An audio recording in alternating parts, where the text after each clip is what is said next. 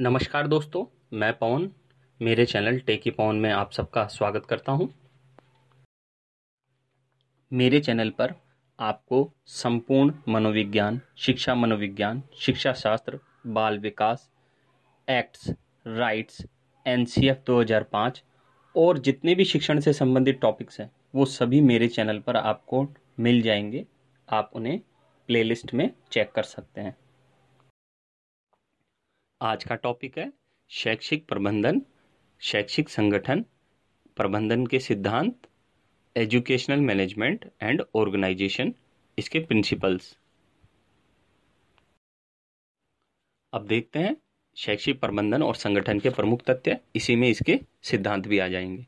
Number 1, प्रबंधन किसी संगठन का मस्तिष्क होता है। जब मस्तिष्क नहीं होगा तो कोई संगठन चल भी नहीं सकता। नंबर 2, प्रत्येक शिक्षण संस्थान एक संगठन के रूप में कार्य करता है जिसका उद्देश्य छात्रों के व्यक्तित्व का चहुर्मुखी विकास करना होता है। नंबर 3, मैनेजमेंट से अभिप्राय किसी संस्था के मानवीय, भौतिक, वित्तीय तथा सैद्धांतिक संसाधनों के प्रभावपूर्ण उपयोग से है। नंबर 4, शैक्षिक प्रबंधन एक गत्यात्मक, सतत, संगठित, सामाजिक, सार्वभौमिक प्रक्रिया है और यह एक जन्मजात प्रतिभा भी है। नंबर 5, शैक्षिक प्रबंध लूथर गुलिक ने इसके 7 सूत्र दिए हैं, 7 फॉर्मूले दिए हैं। क्या है वो 7 फॉर्मूले? Planning, organisation, staffing, direction, coordinating, reporting and budgeting. POST CORB, इसको हिंदी में कहते हैं नियोजन, संगठन, नियुक्ति, निर्देशन, समन्वय, प्रतिवेदन, बजट निर्माण। ये आपने MBA की बुक्स में जो भी कोई बुक्स संगठन की है, मैनेजमेंट की है, जितने भी बड़े बड़े लेखकों ने लिखी है, उन सब में लूथर गुलिक के ये POST CORB सिद्धांत जरूर आपने पढ़े होंगे। नंबर 6, केंद्रीकृत शिक्षा प्रणाली। इस शिक्षा प्रणाली में समस्त अधिकार एक केंद्रीय प्राधिकारी या अधिकारी के पास ही रहते हैं।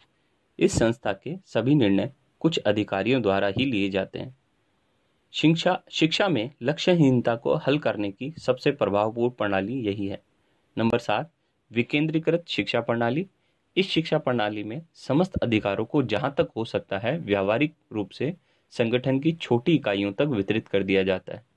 इसमें अधीनस्थ कर्मचारियों की सबसे महत्वपूर्ण भूमिका होती है। नंबर 8, प्रशासन एक आदेशात्मक प्रणाली का रूप है जबकि प्रबंधन एक लोकतांत्रिक प्रणाली का रूप है। इसलिए प्रशासन नहीं, प्रबंधन की व्यवस्था ज्यादा होनी चाहिए। नंबर 9, प्रबंधन के गुरु पीटर ड्रेकर को माना जाता है। नंबर 10, अच्छे प्रबंधन या सुव्यवस्थित प्रबंधन की अवधारणा हेनरी फयोल ने दी थी। हेनरी फयोल ने ही संगठन के 14 सिद्धांत बताए हैं जो कि वर्तमान में सबसे ज्यादा प्रचलित है। आधुनिक प्रबंधन के जनक किसको माना जाता है? फयोल को ही माना जाता है। नंबर 11, हेनरी फयोल ने अपनी पुस्तक जनरल एंड इंडस्ट्रियल मैनेजमेंट में प्रबंधन के 14 सिद्धांत बताए हैं, या संगठन के 14 सिद्धांत। यहाँ प्रबंधन और संगठन एक ही मतलब निकालना, अलग अलग नहीं। यहाँ प्रबंधन और संगठन के हेनरी फयोल ने कितने सिद्धांत बताए हैं? 14 सिद्धांत, जो आपके सबसे बड़े लेवल की MBA की बुक्स में और हर जगह आएंगे। ये भी सबसे इंपॉर्टेंट, ये भी आपको हर जगह मिल जाएंगे। नंबर 1 कौन सा है? प्रिंसिपल ऑफ ऑब्जेक्टिव, उद्देश्य का सिद्धांत। संगठन या उद्यम को विभिन्न विभागों को कुछ लक्ष्य निर्धारित करने चाहिए, टारगेट शब्द यही है।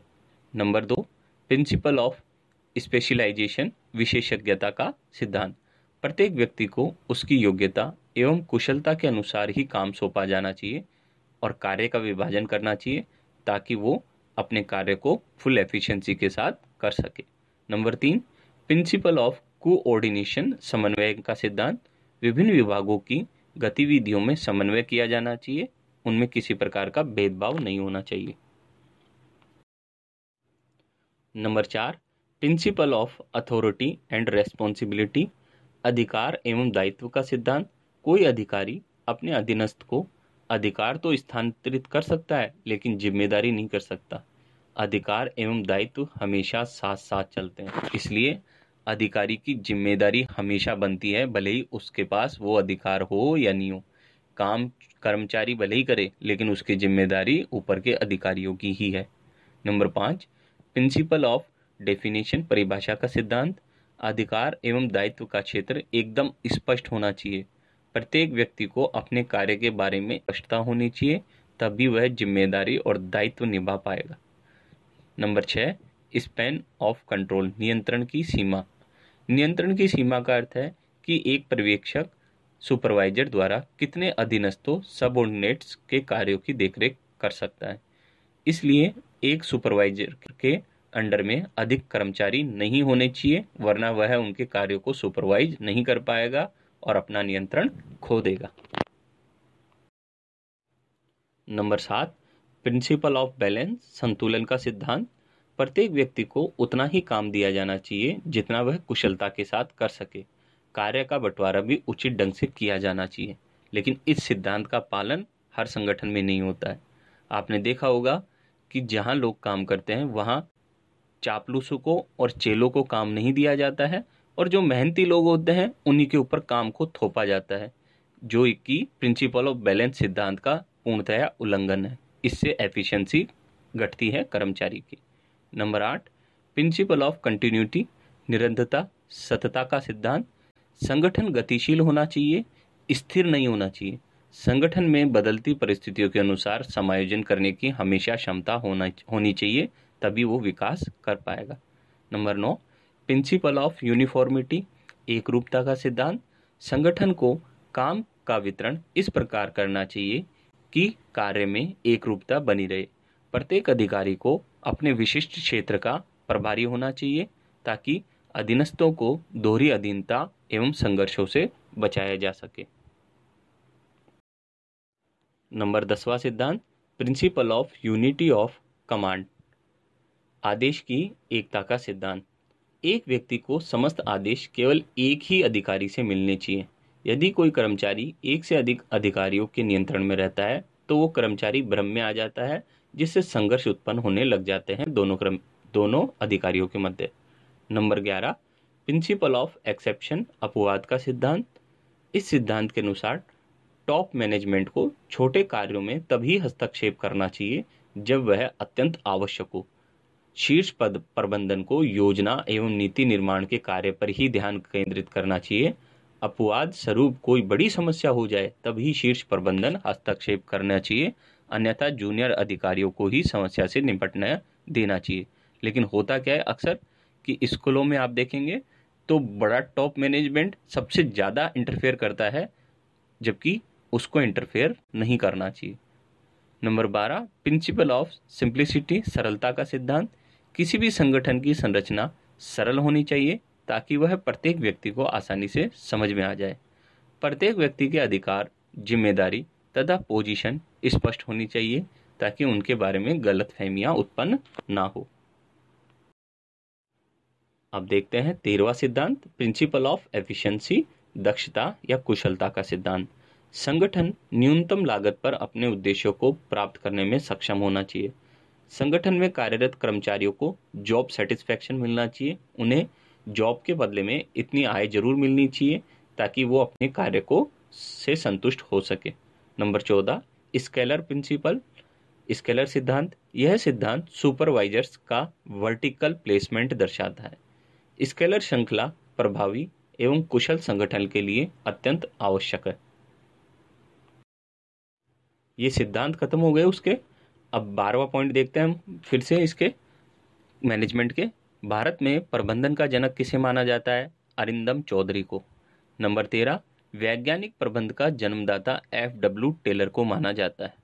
नंबर 14, प्रबंधन के 7 विशिष्ट कार्य हैं जो लूथर गुलिक के अनुसार POSD CORB हैं। नंबर 15, प्रबंधन का हृदय अभिप्रेरणा मोटिवेशन को कहा जाता है। नंबर 16, प्रबंधन का भविष्य निर्णय डिसीजन को कहा जाता है। प्रबंधन का भविष्य कौन है? डिसीजन। नंबर 17, विद्यालय प्रबंधन में केवल 2 ही संसाधन होते हैं, मानव संसाधन और भौतिक संसाधन। नंबर 18, विद्यालय का मस्तिष्क कौन है? प्रधानाध्यापक। किसी भी विद्यालय का मस्तिष्क कौन होता है? प्रधानाध्यापक। इसलिए उस मस्तिष्क का सही रहना जरूरी है। अगर वो नेगेटिव होगा तो फिर वो विद्यालय डूब जाएगा। 19 विद्यालय का नाड़ी तंत्र कौन होता है? अध्यापक। बिना नाड़ियों के, बिना नर्विंग सिस्टम के कोई भी शरीर जिंदा नहीं रह सकता, इसलिए सभी नर्व्स का संतुलन के साथ काम करना अत्यंत आवश्यक है और इनको संतुलन के साथ बिना भेदभाव के इनको काम करवाना किसकी जिम्मेदारी है? मस्तिष्क रूपी प्रधानाध्यापक की। नंबर 20 उत्तम पुस्तकालय उत्तम विद्यालय की पहचान है पिट्समैन के अनुसार, इसलिए अच्छा पुस्तकालय होना जरूरी है विद्यालय में। नंबर 21 प्रधानाध्यापक को दृढ़ चरित्रवान होना चाहिए राइनबर्न के अनुसार, अर्थात जैसा प्रधानाध्यापक का चरित्र होगा बच्चे भी उसको फॉलो करते हैं। नंबर 22 शैक्षिक प्रबंधन में नियोजन का जनक लुथर गुलिक को ही माना जाता है, जिन्होंने POSD CORB कॉन्सेप्ट दिया है। नंबर 23 विद्यालय प्रबंध संरचना के पद या चरण या सोपान, इसमें कौन कौन होते हैं? पहली पोजीशन पे होता है प्रधानाध्यापक जो कि मस्तिष्क होता है, दूसरी पोजीशन पे अध्यापक जो कि नाड़ी होता है, और तीसरी पोजीशन पे होता है बालक जो कि पेट होता है और विद्यालय का केंद्र बिंदु होता है। नंबर 24 आधुनिक शिक्षा प्रणाली के जनक किसे माना जाता है? राजा राममोहन राय को। नंबर 25 प्रारंभिक शिक्षा निदेशालय तथा माध्यमिक शिक्षा निदेशालय का विभाजन कब हुआ था? 1997 में। नंबर 26 राष्ट्रीय स्तर का शिक्षा के क्षेत्र में सर्वोच्च संगठन कौन सा है? MHRD ministry of human resource development. Number 27 Bharat में शैक्षिक प्रशासन की कितनी स्तरीय व्यवस्था है? त्रिस्तरीय व्यवस्था। कौन कौन से स्तर होते हैं ये? केंद्रीय स्तर, राज्य स्तर और स्थानीय स्तर। नंबर 28 शिक्षा के प्रबंधन हेतु कार्यालय कौन कौन से हैं? जिला स्तर पर जिला शिक्षा अधिकारी कार्यालय होता है, ब्लॉक स्तर पर BEO कार्यालय होता है, पंचायत स्तर पर PEO कार्यालय होता है। नंबर 29 विद्यालय योजना प्रतिवर्ष 15 मई तक जिला शिक्षा अधिकारी कार्यालय को प्रेषित की जाती है। Number 30 PMIS project management information system. Number 31 शाला मानचित्रण UDICE कोर टीम कमेटी द्वारा गठित किया जाता है।